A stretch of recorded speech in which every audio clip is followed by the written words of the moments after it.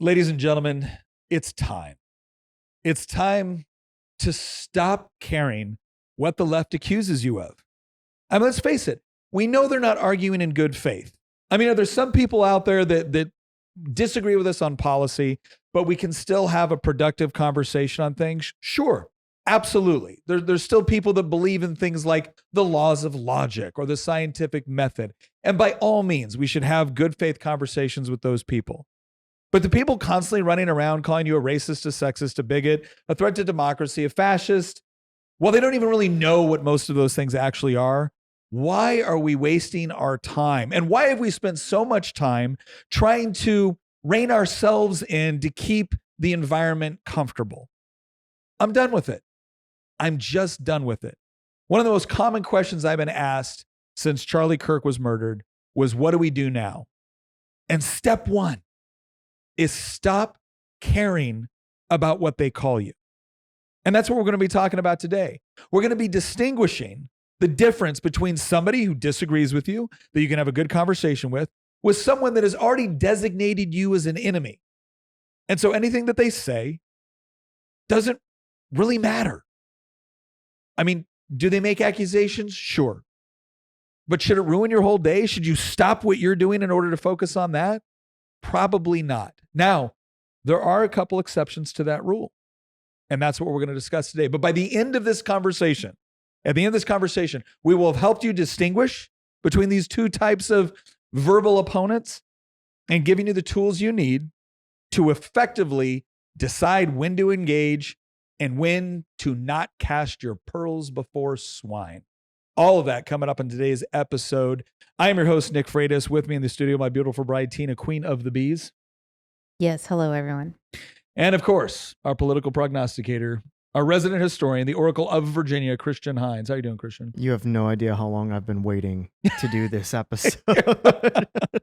Also, before we get into it, I want to say thank you to our new sponsor of today's episode, Lear Capital. Lear Capital. We have teamed with them because Lear Capital is an organization that actually sends you physical gold, physical silver, other precious metals. And the reason why we've teamed with Lear is kind of twofold. One, I like the emphasis they put on education. I like the emphasis they put on actually equipping people to properly invest, whether it's about adding precious metals to your 401k or physically possessing it. That way the government can't come in and take it from you by just draining your bank account.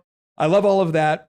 I also love the fact that they have 24-hour customer service. So if you do have any questions, if you do have any issues, they provide you a mechanism to go and talk directly to them. So what I want you to do right now is take a look at their free investor kit, all right? And you can do that by calling at 800-707-4575. That's 800-707-4575, or visit nick4lear.com. That's Nick, the number 4, Lear, Lear.com, right?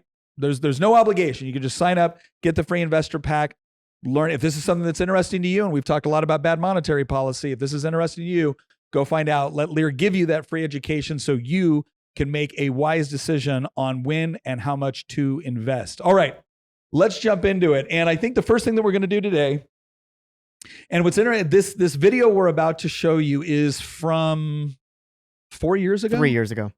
Is it 3? Mm-hmm. 3 years ago. 3 years ago. Now the gentleman standing behind the dais is Todd Gilbert, the former Speaker of the Virginia House of Delegates. And right before he called on me, a certain gentleman Who is now the current Speaker. who is now the current Speaker of the Virginia House of Delegates, got up and went on this just atrocious rant against Glenn Youngkin, basically saying he was a fake Christian, all the typical stuff we've heard before. And it just pissed me off. It just pissed me off. And so I got up and I said this. Thank you, Mr. Speaker. I rise for a point of personal privilege. The delegate has the floor. Thank you, Mr. Speaker. I was asked by a colleague of mine on the other side of the aisle, someone I actually deeply respect, and she asked me, was I going to be nice this session? And I thought it was an interesting question. I don't particularly think of myself as an unnice person, but I can see how sometimes people would see that differently. But you know what I've never done, Mr. Speaker? I've never got on this floor and I've challenged the faith of an elected official because I disagreed with them on policy. I've never gone on this floor, Mr. Speaker, and suggested that the other side of the aisle were racist because they didn't agree with my particular policy positions. I've never suggested they were sexist because they didn't agree with my particular policy positions. But I'm keeping a running tally so far of this session. We're not very far into it. And almost every day, someone on the other side of the aisle either gets up and either subtly or comes right out and suggests that if you don't agree with them on policy, well, then you're not a Christian. You're a sexist. You're a bigot. You're a racist. But the moment someone actually stands up and says, wait a second, no, I'm not going to accept that. If you want to debate me on the merits of our particular policies, I am happy to have that discussion. But at the moment you claim, with no evidence other than we don't agree on a particular policy position, the moment you claim that that makes us racist or sexist or bigoted, Mr. Speaker, I've got news. This was tried during the election cycle. You had a lot of parents coming to their local elected officials asking questions about what was going on in their schools. And the initial response was, oh, it's not there. And then when they saw evidence that it was, based off of what their kids were coming home and saying to them, and they went back and reissued the concern, then they got told, oh, well, then you must be a racist. Because that has been the repeated narrative coming from certain members of the other side of the aisle. And there's been a lot of times where we've sat here politely and just took it. Mr. Speaker, not this time. I'm tired of it. My constituents are tired of it. Because when these claims are made, they're not just made against Governor Youngkin, they're not just made against us. They're made in part against the people that elected to send us here. And I don't know a single person in this chamber that I would define as racist or sexist or bigoted. We have very different ideas about how to get to particular end states where all Virginians can be happy, healthy, prosperous, and free. But just so I'm very clear, will I be nice this session? I would certainly like to be, but I'm not about to sit here and listen to that, Mr. Speaker, and then go home to my constituents and have them ask me, why didn't you stand up and defend us? So let's have a robust policy discussion. But if you're going to question the faith or the intentions of anybody that happens to disagree with you on policy, then you don't get to lecture us on compassion, tolerance, or an open debate. Thank you, Mr. Speaker. And I was wrong about one thing on there. I was wrong on the part where I said that I don't know anybody in that chamber that's a racist, a sexist, or a bigot. Looking back on it now, no, I do know people that are bigoted. In fact, most of them on the others, I would argue that most of them on the other side of the aisle are. Well, and that's why they use that type of language. And I remember at the time thinking you were giving them way too much benefit of the doubt, because I remember at the time being like, well, I agree with everything in that speech except for not believing that people in that chamber are these things. It's just that I didn't think anybody was on the right. Anyone on the right was, but definitely every single person on the left, including the person you deeply respect who came up and asked if you were going to be nice.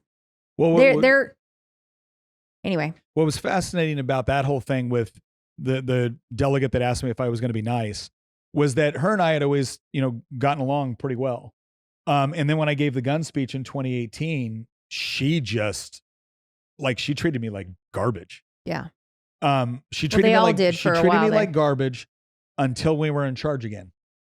And then it was, Nick, are you going to be nice this session? Oh, because you might have a bill in my committee, right? Because you might have to get something out of the subcommittee that I chair, right? Now you want to be nice to me. Now I get to be a person again. Silence, scorn, and disdain for the past 2 years. But now you want to talk to me again. Now you want to ask me if I'm going to be nice. And it just goes, the reason why I brought that up is because that was 3 years ago. It was 3 years ago. A lot has changed. And the point is that I don't think as much has changed as I thought it had. Right. I think they were always that. They were always that. It's just they really began to reveal themselves. What ended up happening is whenever these things were discussed, whenever the accusations were thrown out, I used to really feel this need to be able to answer the accusation, because obviously I don't want to be thought of as that. I certainly don't want that to be true. And whenever somebody launches that kind of accusation, I felt like, insofar as we are arguing in good faith, provided that I presented sufficient evidence to demonstrate that I was not the thing that they were calling me, then they should change the nature of their accusation. Either change it to somebody else or withdraw it. Because that's what a person that's engaging in civil dialogue does once sufficient evidence has been demonstrated or brought to bear in order to prove that what you said was incorrect. And then you start to realize it has nothing to do with it being correct. It has everything to do with whether or not the accusation itself is effective.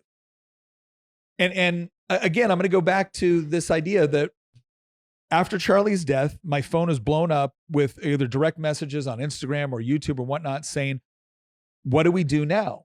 And we already saw my response to Don Scott, not just in this, but the response I gave to Don Scott after Charlie Kirk was murdered. And him coming back and saying, well, I like Nick Freitas, but he's wrong on this. And this isn't a war between diametrically opposed worldviews. Yes, it is. Yes, it is. Because there's no world where they're not willing to use state power in order to impose a whole variety of things that I can't accept. So what would you call that? If you want things that are willing to use state power to force me to either comply with it, or to subsidize it through my tax dollars, then at some point I have to say no. And again, he wants to play nice right now because one of ours got murdered by one of theirs. But within like a day, they were the real victims. And he was trashing Governor Youngkin. And he was trashing me. Because this isn't about, at least with him and with many of my colleagues, it was never about having a civil discussion.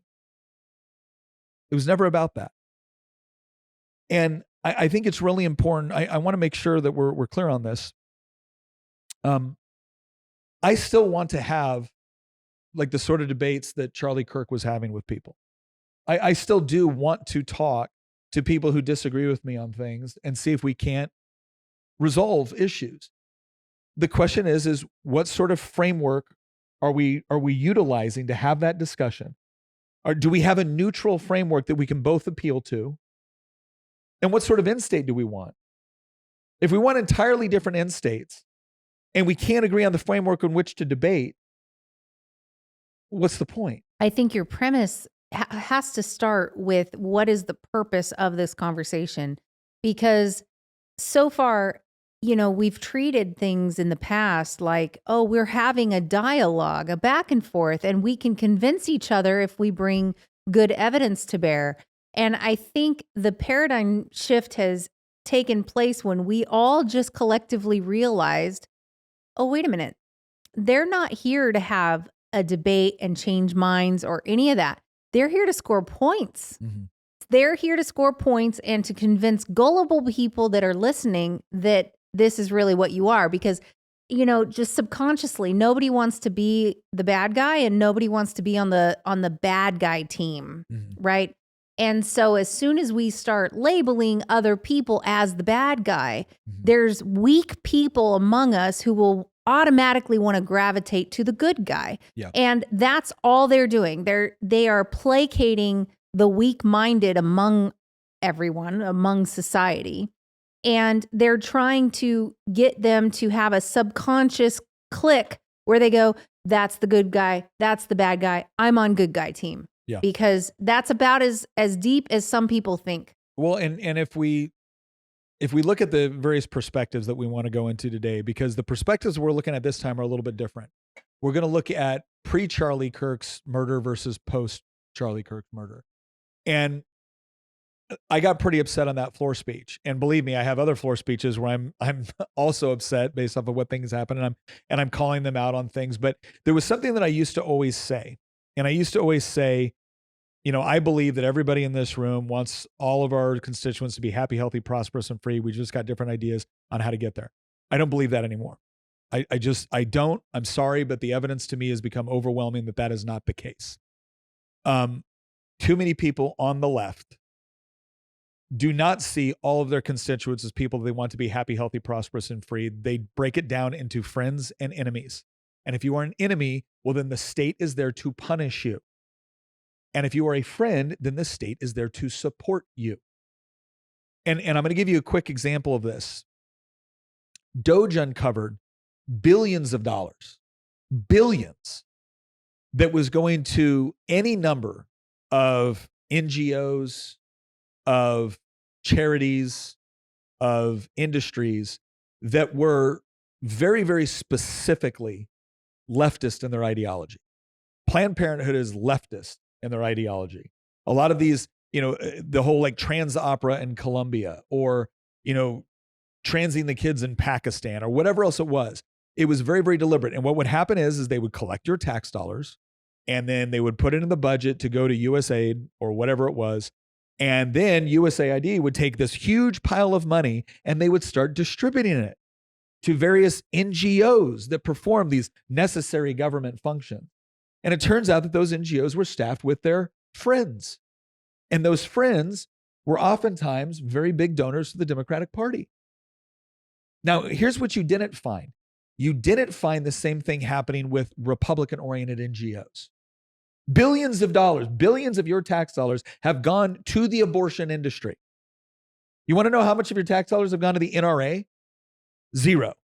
You want to know how much of your tax dollars have gone to Great Homeschool Conventions? Zero. You want to know how much of your tax dollars have gone to like crisis pregnancy centers? I don't know if it's any. At federal level, I don't think it's any whatsoever.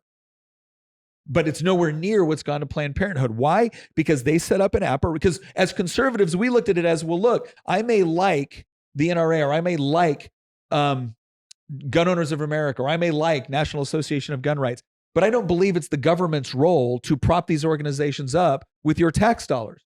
That would be inappropriate. They don't feel the same way about their organizations. It's always a mad dash to see how many groups they can set up in order to get a piece of the pie. And what Doge uncovered is that they were sustaining these organizations through our tax dollars.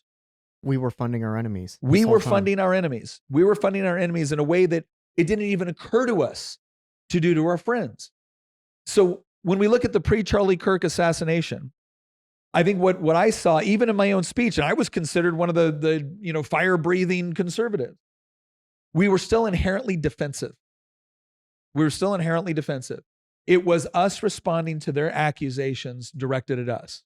Because the idea is that, well, you've called me a racist. I don't want people to think I'm a racist, so I got to respond. You've called me a bigot. I don't think I'm a bigot, so I got to respond. You've called me a threat to democracy. I don't think I'm a threat to democracy, so I got to respond. And we were also offended yes, when they accused us of these things, mm-hmm. because we thought for a long time that we were operating on the same moral plane, using the yes. same shared language as the left. So when the left would accuse somebody on the right of being a fascist, yeah, the response was offense, right? It was offense and defense. It was being offended by the accusation and then feeling compelled to defend yourself against the accusation. You would say things like, but I'm not a fascist. I don't want to control the railroads, or I don't want to have a corporatist state. I don't want to, I don't want a, you'll do say out there, with the fascist council invading Ethiopia or whatever, right? Like, we would put forward these arguments in response to the accusation, mm-hmm. as if the accusation was made in good faith.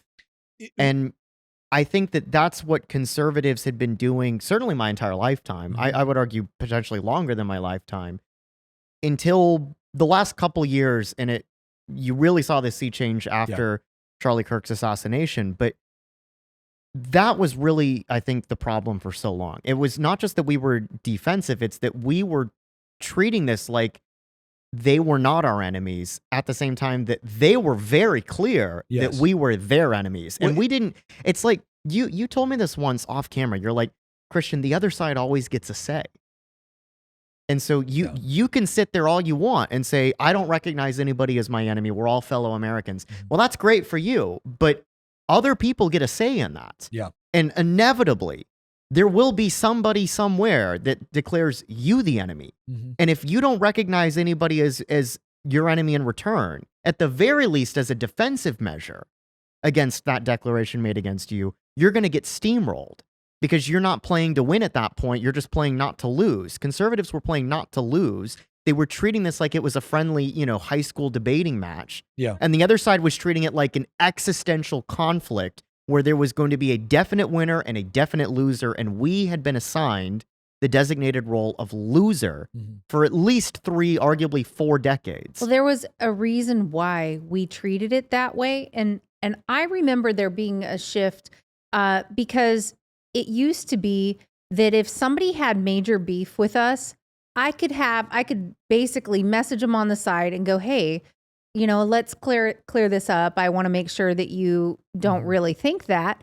And I would be able to have a lengthy conversation with a person and come out the other side with them thinking much more highly of us than they did before. I did it all the time on the campaign trail. I did it all the time with people on the left and everything else. There was one in particular that would just constantly troll Nick and assume the worst intentions. And after having a long conversation with this person, he would then consider us a friend.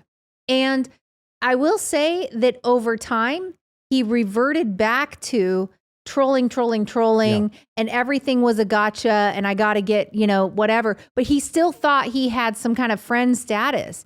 And after Charlie Kirk, I was like, nope, we're done here. We're done. And so there were a lot of people that would hear us out and who were like, well, I don't agree with Trump, but I like you. Now that's over. They hate us too. And we've come to realize that we can't drag them over to the other side. And so all a relationship with this person does, or an online friendship with this person does, is cause them to clout chase whatever you're doing, come to wherever you're at, cause a bunch of, be a troll, say a bunch of horrible things, and then, hope to watch everybody just go nuts in the comments. And you saw this too, even in the General Assembly, where it was, we would all, this doesn't happen as much, at least it doesn't happen much with me, but it does happen with other members, where they could sit down with the other side of the aisle, have a drink, talk about family, talk about sports or whatever else it was, and it was all fine. And then you go onto the floor and all of a sudden you're a racist, a sexist. This is why I go into the whole, I think it was Delegate Munden King. She said, I don't have any enemies in this house. I'm like, really? You don't? Okay, so let me get this straight. Since you're one of the chief people in the Virginia House of Delegates that are always throwing out these accusations. So let me get this straight. You're not enemies with racist, sexist, bigoted, fascist threats to democracy? You don't consider those people your enemy? Of course you do. Of course you do. Of course you do. And you call other people those things, but then you want to come and you want to play nice. So why? Why do you want to play nice? And it's because it's better for them. It's better for them if they can call you whatever they want, if they can kind of rob you of your moral legitimacy, they can do all of those things, and then still play nice on the side. But ultimately their goal is to take you down. And it's, again, post Charlie Kirk, here's the difference. They have been treating us like an enemy for decades, and we've been trying to convince them we're not.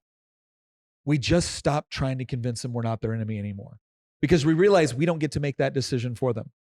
We don't. There's a verse in, I think, Romans chapter 12 where Paul says, as much as it is within your ability to live in peace, or live in peace with everybody as much as it is within your ability. Why? Because it's being acknowledged there that some people will decide they don't want to live in peace with you. And we kept insisting that we wanted to live in peace, and they kept insisting that you're my enemy. And at some point, we just woke up to the fact that, okay, we've tried. We've legitimately tried, and now we're done trying. It doesn't mean we don't want to live in peace. We just recognize that to some degree, it's outside of our hands. And post Charlie, we now realize it's outside of our hands. And now you're starting to see, for the first time in a big way, you're starting to see that critical mass that we talked about a couple episodes ago. It doesn't mean that everybody on the right has adopted this. We've talked about people on the right that's still like, oh, you know what? We want to get back to like the old. Shut up, dude. Understand the fight for what it is right now. You're right. I would love to get back to a point where we can have civil disagreements with people who are our fellow countrymen, where we agree on certain precepts. Yeah, but that's not where we're at. Mm-hmm. That's not the operational environment. And guess what? We're not the ones that made the operational environment the way it is. So now you're seeing more conservatives say, no, we're going on offense now. Mm-hmm. We're going on offense now. You're seeing it become mainstream because Yes. the last couple years, certainly last 5 years since COVID, you actually saw this as like an undercurrent on the right in general, just not elected officials and major public figures. I've actually got a few tweets to blow through here to show that the right organically has been coming to this conclusion for years before Charlie Kirk's assassination. It's just that it's like something snapped on September 10th. And I think that it now became a preference cascade, basically. Yes. Well, I think that this is what needed. People needed to get to the point where they were no longer trying to explain why I'm not really what you're calling me. And I'm going to make this argument for why I'm not that. I think their tactic, they stop winning points. They stop scoring points on us when we stop caring about what they call us. And so as long as we're trying to explain, oh, I'm not this or I'm not that, they think, oh, see, I got you. Yeah. I got you. But at some point we have to just ignore them. You stop playing the game. You stop playing the game. So, again, I just want to go through some of these to show you guys. Let's go through some. So here's Seamus from Freedom Tunes. Nick has actually met him once. Yeah. This is a tweet from him from actually almost exactly a year before Charlie's assassination. And he says, he's replying to something else. This was during the campaign for president last year. And he said, this is actually a perfect distillation of how lefties argue. Step 1, find 2 things that are different in nearly every possible way. Step 2, find one superficial similarity between them. This proves they are actually identical. Step 3, quote, why are you against one but not the other? That's like one way that they do it. Here's another example. This is also from Seamus. Right winger. Okay, I'm logged into my autonomous alt account. No. I'm logged into my anonymous. Or sorry, yeah, autonomous. Anonymous. Sorry, I'm like getting ahead of myself. Okay, let me start this over again.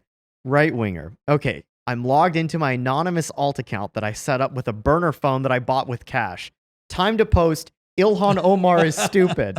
Left winger. Okay, I'm logged into my public LinkedIn profile. Time to celebrate Charlie Kirk's assassination. That's literally what's that happening. First of all, if you're not following Seamus Freedom Tunes, go follow him. He's great. I was actually on Tim Pool with him once, and he's a very intelligent and super funny guy. But that right there illustrates what we were talking about, the whole idea of the pre versus post Charlie Kirk. It was, okay, I got to be really careful. Like, I really want to say this because I'm mad and I'm frustrated, but okay, you're dumb. Like, they're going to accuse me of being racist. Yeah, otherwise, we're going to get somewhere with that in a second. Yeah. Here's another example. I love this. This is an infamous tweet on X from Mystery Grove. Great account. Highly recommend you go follow him. Gosh. All right, go ahead. Read it. Reminder, communism is when ugly, deformed freaks make it illegal to be normal, then rob and or kill all successful people out of petty resentment and cruelty. The ideology is all just window dressing. Wow. Oh my gosh, that's That's probably from one of the most. 2021. That was an incredibly Mystery Grove, true statement. I'm so proud to say that we are mutuals on X. He is a fellow oomph, as they call it. Mr. Grove is a great account. He has excellent takes like this. Okay, which one is this? Mystery Grove Publishing? Oh, wow, okay. This is an old one. All the way back in 2021. This is from September 2021. I told you this has been happening. So he was saying it on the before it undercurrent was cool. for years. This has been happening in the undercurrent for years. So here's another example. This one's great. This is from another account.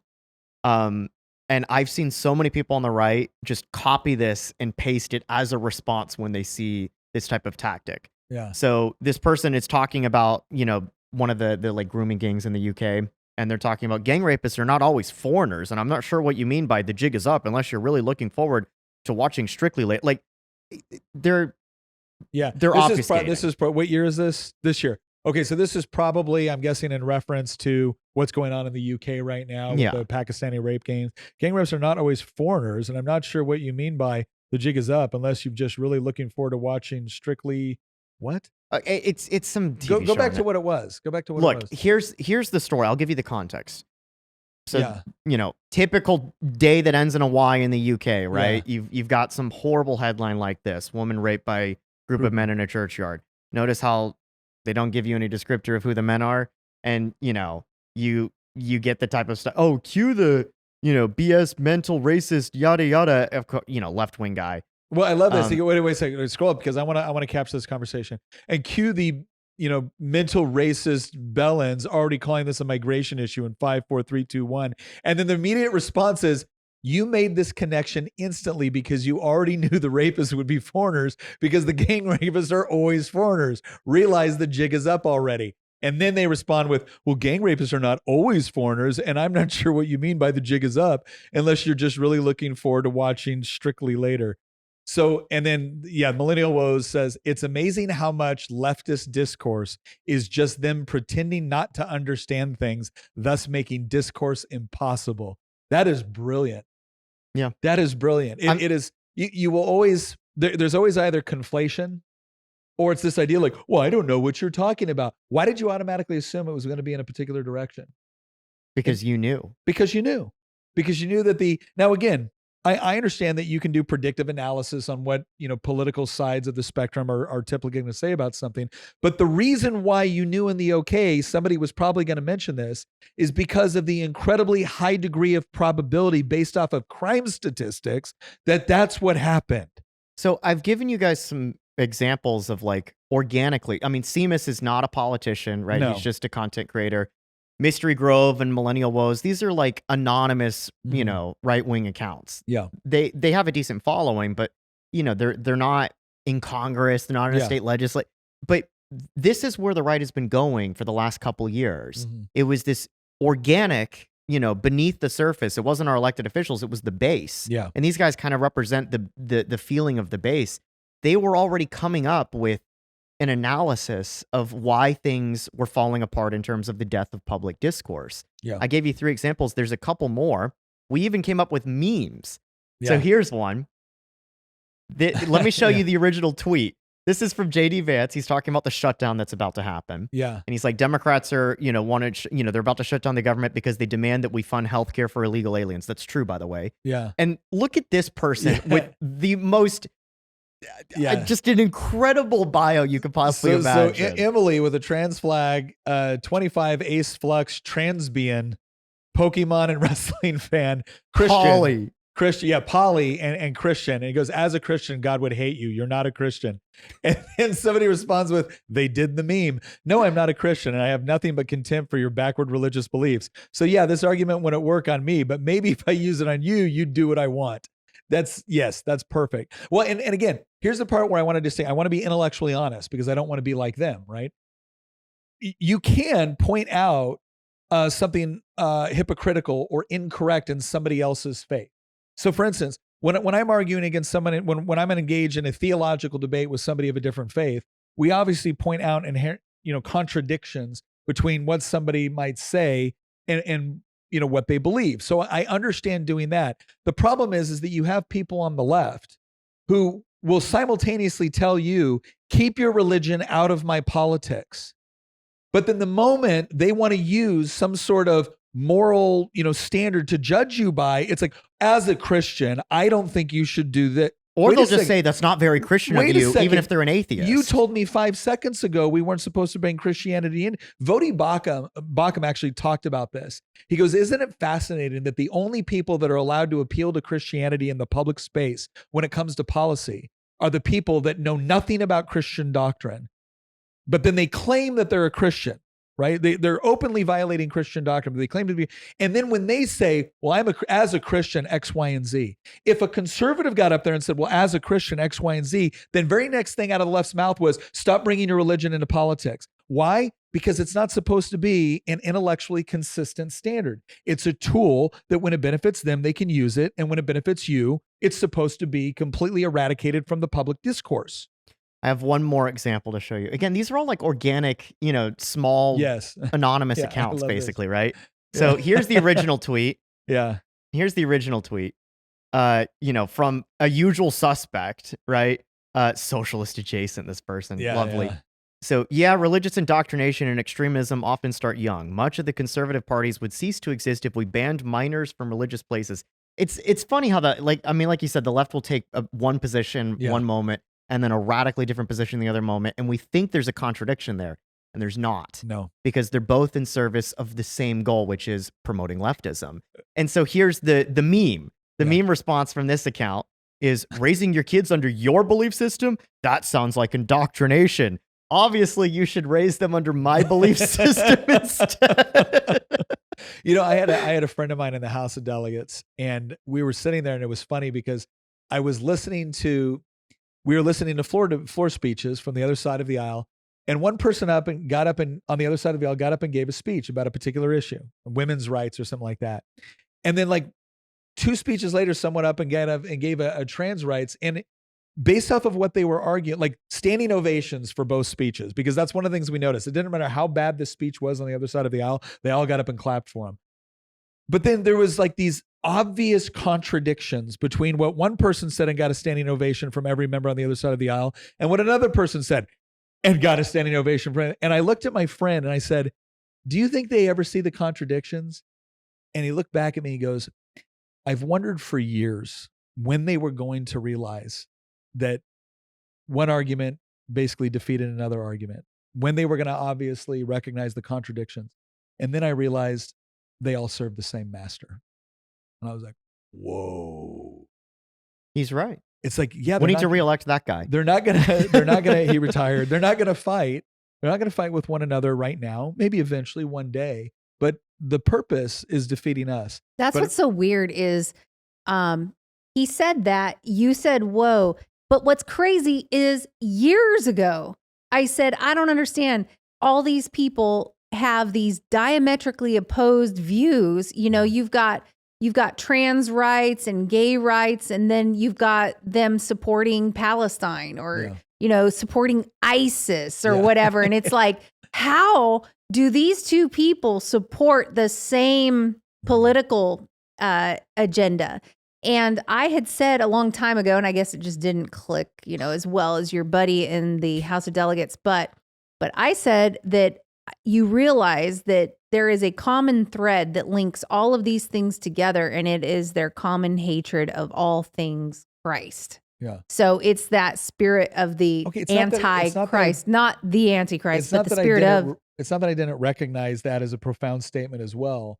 What was different there is that the way you put it was you were talking about what unified them with respect to what they hated. What he said that was different was what unified them with respect to who they serve. Right. So he added that spiritual component. It's one thing to say they all hate Christ. It's now, and again, it logically flows from it. It's one thing to say they all hate Christ. It's nothing to say, well, who are they all working for? Right. Right. Anyway. So we've gone through some examples, some stories, right? I think that there is really this, no pun intended. There really is a turning point here. Yeah. Seriously, no pun intended. I think that the right, by and large, we've even gotten to the point of the lowly elected officials. No offense to Nick. Even our elected officials are starting to understand what time it is. So that there's I mean, if put it this way, if you want to get an idea of what's going to be coming down the road in like 3, 4, 5 years, just go on X and look at some random anonymous account that's on the right, and you'll figure out what hopefully will be coming in, half a generation. Which is another reason why we need term limits, because we get some of these guys. No, we do not need term limits. Anyways, no, we do not need term limits. Stop, both of you. We're not derailing this whole conversation into a battle about term limits. No, I just, sorry, I had to counter signal that so hard. But maybe we'll one day do a debate on that. But anyway, point is that there was this organic understanding of people on the right of these guys are not our friends. They're treating us like our enemies, and they're arguing in bad faith. Why should I care about anything that these people have to say? Yeah. And after Charlie Kirk's assassination, I'm now seeing elected officials respond in the same way. I'm seeing, not anime PFP anonymous accounts on Twitter, right? I'm seeing mainstream figures with large followings that are saying the same thing. Yeah, but it's also important to look at their district and whether it's a safe district or not. Because no, I'm talking like at the macro level, right? Not an individual granular basis. I'm sure you're going to find some random rhino Republican somewhere that still thinks, I can be friends with these people. The bottom line is 5 years ago, with the possible exception of Donald Trump, nobody's comfortable with really like hitting back on the elected official side. It's one of the reasons why my social media blew up. Is because they saw me as one of the few elected officials that would stand up on the House floor and just grill them, right? But it was unusual. It was unusual. Now it's becoming much more mainstream. Because that wasn't the Virginia way. Yeah. That's also Yeah. why Nick's post after Charlie's assassination and the video that you recorded, both of those things blew up on X and on YouTube, because what I think happened is that so many people on the right, you were telling me this, you had guys that were like texting you being like, what do we do? Yeah. How do we respond to this? Like, people are looking for leadership right now on the right. They're looking for somebody to turn to and give them some sort of guidance of how do we get through this difficult and late hour in the history of American politics. And the one thing that's given me hope in the aftermath of all of this is that we're finally seeing guys that are like, no, I'm not going to sit there and feel like that I have to respond when you accuse me of being a fascist or a racist or a sexist or a bigot. You are my enemy, and I am going to defeat you and eradicate the ideology that you are espousing, because that ideology poses an existential threat to my country. And that's the distinction, is that from a Christian worldview, I can separate the individual from the ideology. My goal ultimately is to liberate the person from the ideology. The problem is that I see too many on the left where it feels like, to me, they can't separate us from what we believe. And so whereas I can look at that ideology is evil, I want you to stop doing it. They look at it more as, you're evil and I have to defeat you. I have to crush you. There's a couple of things I want to go through here real quick that I think is really important to understand, because it highlights something. We are used to being, again, if you're on the right and you've ever had a conversation about everything from immigration reform to welfare reform to criminal justice policy, whatever it is, you have almost certainly been called a racist, a sexist, a xenophobe, whatever. Here's something that's important to understand, and I've mentioned this before. Somebody on the left, let me give you a perfect example of what I would mean, like the argument, where I would try to debate and they would try to diagnose. So I would say something like, well, we need stronger border security. Like, oh, you're just xenophobic. Well, no, xenophobia means that I have an irrational fear or hatred for people that I don't, know or associate with or don't understand. And that's not the case at all. I don't have a fear of these people. I just believe that in order for a country to be sovereign, it needs to have borders, because if people are just coming over en masse, you can't distinguish between people that want to immigrate, maybe want to visit, maybe want to become citizens, versus people that want to hurt you or smuggle fentanyl or human beings across the border. That's why you need a strong border. Oh, so you're a racist. Okay, how does that even... No, I'm not a racist. To be a racist is to believe that somebody is inferior or superior based off of their race. And I don't believe that at all. I just believe that, again, the merging of cultural ideas, which are diametrically opposed with one another, doesn't lend itself to social cohesion. It's like, oh, and then they just move on to the next diagnosis. And then you would finally pin them down on something like racism. And you would say, look, there's nothing that I've said or nothing that I believe which you could point to as racist. And then finally you'd ask them, okay, can you define what you mean by racism? Well, racism is a white power. Whoa, stop. You saying that racism is something that can only manifest itself with white people is in itself racist. And then they would give you this completely different definition of race. Racism was no longer a word which meant somebody believing in the inherent inferiority or superiority of a person based off of their race. No. Race was now about power structures. And this blew my mind. I remember going, wait a second. So you're telling me that a black person can't be racist toward a white person because they don't have sufficient social, political, or economic power? Yes, exactly. Now you understand. Okay, so if I took the Grand Wizard of the Ku Klux Klan and I dropped him in Beijing, he would no longer be racist, right? Because forget for a moment that the Grand Wizard of the Ku Klux Klan has no economic, social, or political power in the United States. He definitely doesn't have any in Beijing. And according to your definition, that would mean that instantly he's no longer racist. You think that makes sense?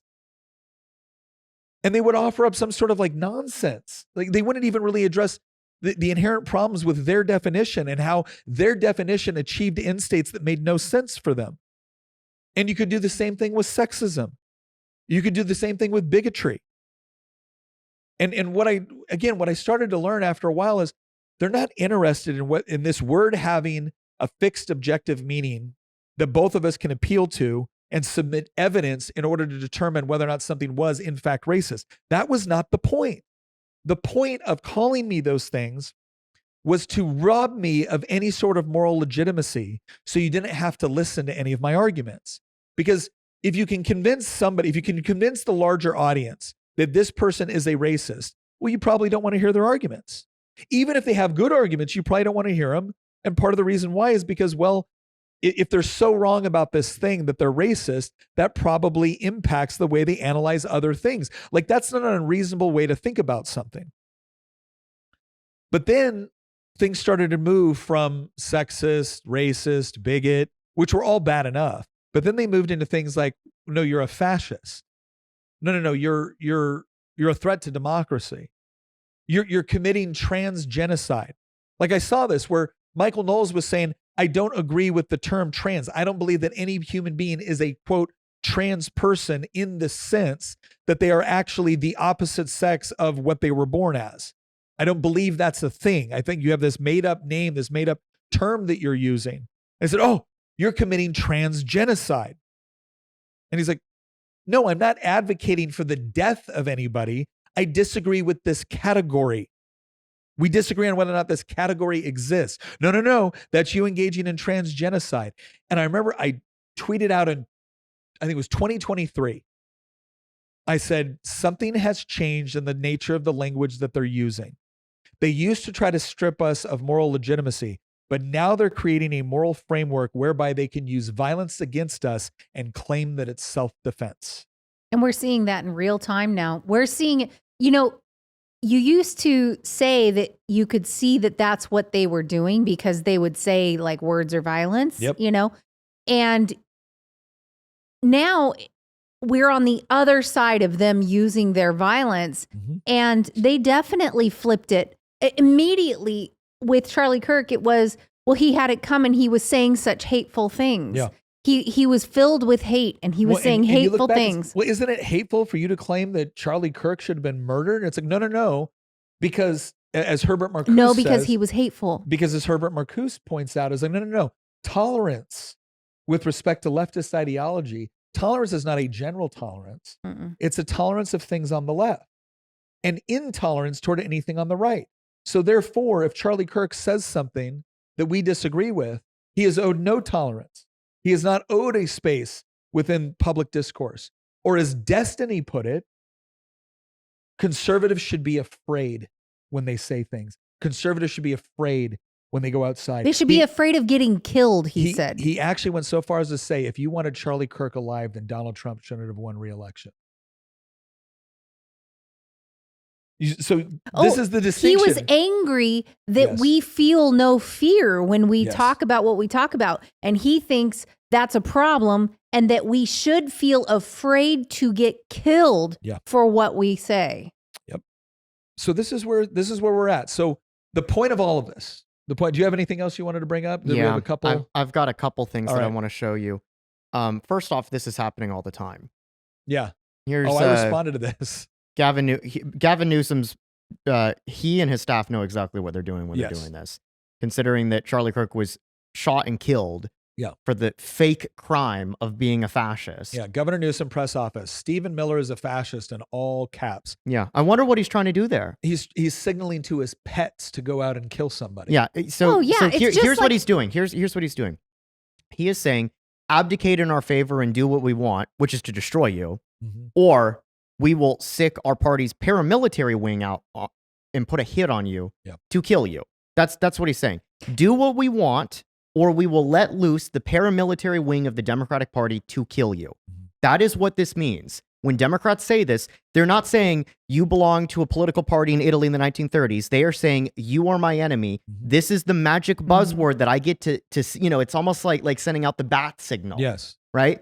We're setting up the signal. We're putting the target on your back. We're waiting because, we're the posh politicians. We're not going to do it ourselves, but we're waiting for some 20-something-year-old, radicalized, lunatic on the left to take you out unless you do what we want. And this is an argument that everybody on the left is using this. Even your very, very moderate Abigail Spanberger running for governor here, she's calling people fascist as well, saying, Donald Trump is a fascist. Let your rage and fuel now you. she's out there on the campaign stump. I mean, at 3 different events, we've got video of her saying, let your rage fuel you. Yeah, former CIA operative Abigail Spanberger is now showing up to events, and it's really creepy. There was one she did at a very popular gay bar in Northern Virginia where she got up there, by the way, with the Democrat lieutenant governor candidate and Democrat attorney general candidate standing right behind her clapping as she said it. And she got on this video and she goes, let your rage fuel you. And it's like, this is bizarre stuff. Like, this is creepy. It's just weird. Yeah. She's like, every time you hear a story, let it fuel you. And understand. And she said, I have an opponent that fuels me. Like, her hatred of Winsome Sears is so intense. It fuels her rage. And I will say, if you just look up the definition of rage, it's an intense, uncontrollable anger. So she wants you to fuel an uncontrollable anger. So she's really just trying to detonate something and point it the right direction so that it might hurt somebody that she's opposed to. And since this has been coming out, we've had 2 members of the Virginia House of Delegates on the campaign trail receive death threats. Like heavy duty ones. Credible death threats. I'm not talking about the average, let me show you we what hate your guts. I've got. Just give me a second, and one I of will them pull even up. said that we know where your children are. Yes, here it is. Let me pull it up and show you guys. Patrick Murphy has been accused of writing threats to Republican delegate Gary Higgins. Gary Higgins is the delegate for Western Loudoun County and Northern Fauquier County, just north of here. He's in a swing seat. Anyway, so he's writing threats to this Republican lawmaker, which is a Class 6 felony, according to the Loudoun County Commonwealth Attorney's Office. Higgins' staff told 7 News reporter Nick Minnock that Murphy texted Higgins, "F off, Gary. I will shoot you at your next public rally, then send you memes with the photos. I know where your effing kids are, too." This is the type of guy that has a hate has no home here sign in his lawn. Yeah, he's letting his rage fuel him, just like Abigail instructed. These are the people that we spent years feeling like that we had an obligation to explain ourselves to those people. I want to point something out, because this is not the first time we've received death threats like this. Nick and I constantly received messages and things like that. I got all kinds of messages and threats when I was running as well. And usually we'd be like, we would kind of, that's just a crazy person. We would kind of brush it off. Now that they're actually killing our people and shooting at them, now at this point, we can't just brush that off. That's a credible threat. But it used to be that we would receive threats and things, and Capitol Police didn't do a whole lot about it. They would just be like, "Oh, we'll keep it on our radar," or whatever. I always had a good experience with Capitol Police. No, I did too. It's just that there wasn't we have precedent now. Yeah. There wasn't a precedent of them actually carrying it out. And so what could they do? They'd be on heightened security, and that was it. But now they actually have to investigate this stuff and track it down more. And I think that we're just in a different era. Keep in mind, Abigail Spanberger is considered the quintessential moderate Democrat. The not extreme, work across the aisle, part of the problem solvers caucus. She's the one going around saying, let your rage fuel you. And then when Republican candidates start getting credible death threats, her response is to not take responsibility for anything she says. Like, we need to tone down the rhetoric. Are you serious? Yeah, you're right. You do. So go do that.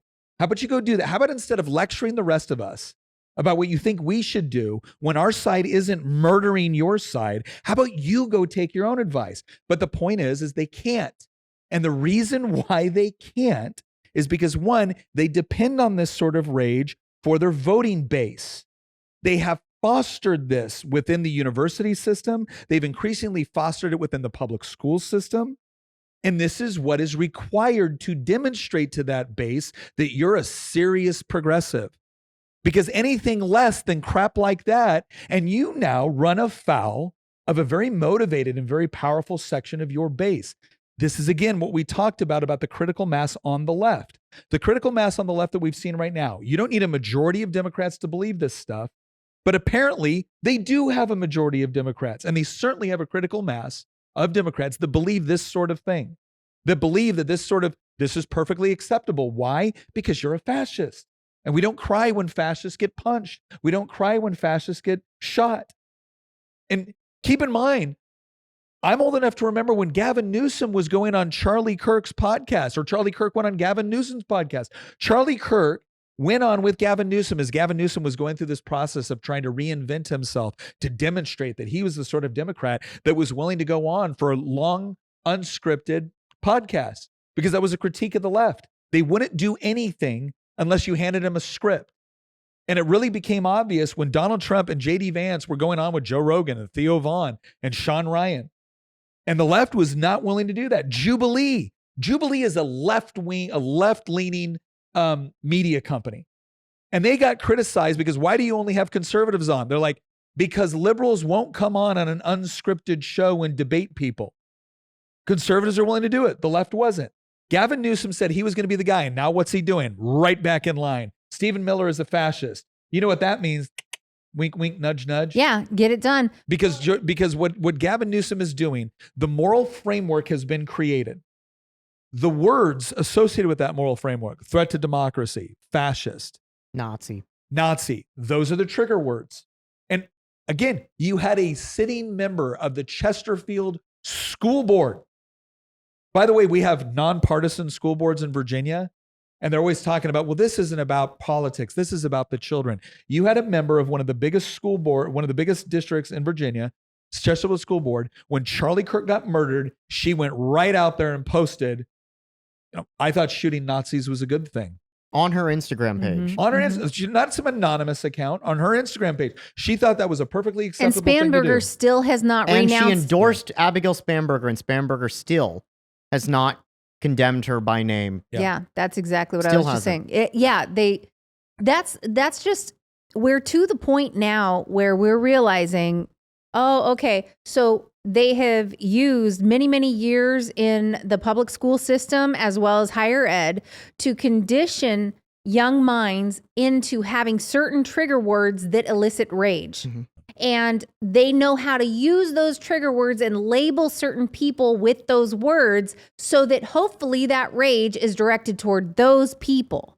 And now, I mean, you even have at Georgetown, one of the professors set something up like a gun club for leftists. The John Brown Gun Club. And that's just it, is their gun club isn't just a, hey, this is in case our government does some tyranny. No, for them, it's we're going to shoot fascists. And who are the fascists? All of these people. Yeah, all of us. All of us. All of us. Because if Charlie Kirk, if they can justify murdering Charlie Kirk for what he said and believed, then they can justify murdering just about anybody on the right.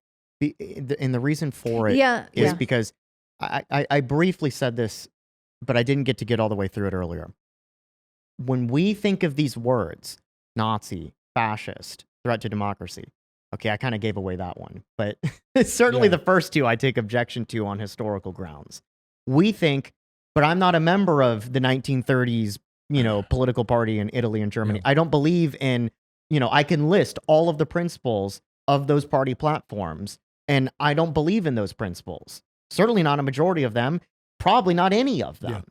I think there was like one where it was like, we think that, people should be able to vote or something like that, right? Yeah. But, you can look at, you can read Giovanni Gentile to understand the philosophy of fascism. You can read all the different points in their manifesto, right? You can look at their governing record, their agenda, right? And you can look at all those things intellectually, right? And you can say, no, I am not this.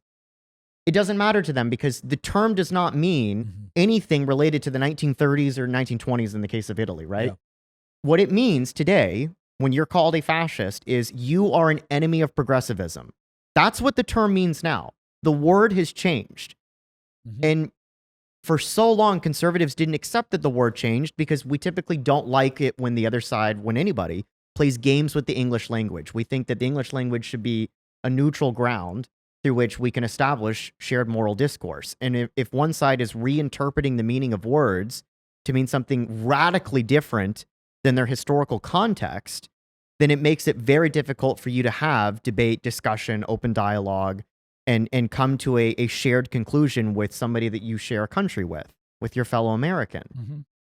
But they've reinterpreted these words to mean basically, you are my enemy politically. You do not agree with me politically, therefore you are a fascist. It has nothing to do with Mussolini or Hitler or anything in the 20th century. It has everything to do with you don't support open borders, you don't support mass migration, you don't support mutilating children, you don't support butchering them in the womb, and you don't support giving me the money and power to make that all happen. Right. That's what it means now. Yeah. And because we've now associated you with something that we universally consider to be evil, you can be treated as something that is universally evil. Yeah. And if that Nobody means- cried when Hitler was killed. Yeah. Right. And we see this being reflected. We see this being reflected in their actions now. It's not just in their rhetoric, it's in their actions. And so it's important to understand some of these words are used to deprive you of moral legitimacy. Others are used to create a moral framework to use violence against you. And so what that means to me is that first of all, I am no longer concerned about making sure everyone feels comfortable in a public space. And what I mean by that is not that I'm going to go out of my way to be rude or anything like that. That's not what I mean at all. It's that once upon a time, and I've had this happen to me, where a leftist comes up and puts their finger in my face, I would have been like, okay, thank you very much for your thoughts. I'm not doing that anymore. I had a constituent email me the other day and tell me what a horrible human being they thought I was. And I responded back with, I want to thank you for your comments, and I mean that sincerely. I am thrilled that someone that believes the things that you do hates me. I would think I really wasn't doing my job if you liked me. And that's where I'm at. It is not my obligation to make them feel comfortable all the time, because what we found is the more we desired to try to just keep things, nice and calm, the more they kept getting offended by things that no reasonable person should get offended by. They used offense as a substitute for an argument, and we kept accommodating that. Well, I'm going to go right back to Romans 12. I will not return evil for evil. I will continue to bless those who curse me, but I'm also going to do what Romans 12:9 says. I'm going to abhor evil. And if you're the sort of person that thinks that we should be cutting up babies in the womb, that's evil. If you're the sort of person that thinks that we should be medically and surgically mutilating gender-confused minors, that's evil. If you're the sort of person that thinks that it's perfectly okay to take kids to drag queen story hour, I think that's evil. And I'm no longer going to feel obligated to make you feel comfortable when you certainly don't feel any obligation to do that for me. In fact, you feel perfectly justified to come up to me in a public space and at the very least, try to take me to task. And in worst case, commit acts of violence. So guess what? Your moral ramblings, they just don't impact me anymore. They just don't impact me anymore. Somebody that wants to have a reasonable discussion that I disagree with, happy to have it. Happy to have it. But if you want to engage in this sort of behavior, if you want to act like this, I'm not throwing my pearls before swine. That's the key that I look at it. If you come up and you say, Nick, I think you're a racist, and we can agree on what racism actually means, and I can present you my arguments for why I'm not that, and you can say, you know what, Nick, I was wrong. I thought you said this, or I thought you meant that, but now I know you. Great. Then I know that we can have a conversation. But if it's one of those things where we've established what the ground rules are and you still insist on something, then you go into a different category. You're one of the people that treats me like an enemy. And I'm no longer to pretend that I'm not. That's how I distinguish now. And it's going to be interesting to find out how this works, because this Thursday, I'm speaking at the University of Alabama. Next month, I'll be speaking at Cal Berkeley. I'll be speaking at the University of Iowa. We're going to do Q&As. And we're going to go ahead and take a good hard look. But I'll tell you this much. The old rules, they're out the window now. They are dead. And I'm glad they're dead. Because now maybe we can finally get to where we need to go. All right. I want to throw one other thing out there. There's a lot of other places I'm going to be speaking out this year. In fact, Tina and I are both going to be speaking out there. Great Homeschool Conventions. So if you are one of the people that are a little bit tired of what's going on within your school system and you are considering, maybe just considering homeschooling, I want to highly recommend Great Homeschool Conventions. I'm going to give you some details here. You can get your tickets at the link in the description, but in 2026, Tina and I are going to be there along with people like John Lovell, Wes Huff. We're going to be at the ones in South Carolina, Ohio, California, and Texas. So if you'd like to come, learn more about homeschooling, meet Tina and myself, we would love to meet you, love to talk to you, and love to give you more information and get you plugged into an outstanding community. So Great Homeschool Conventions, check out the link in the description. Get your tickets now because they go fast. Once again, thank you for joining us, and we'll see you next episode.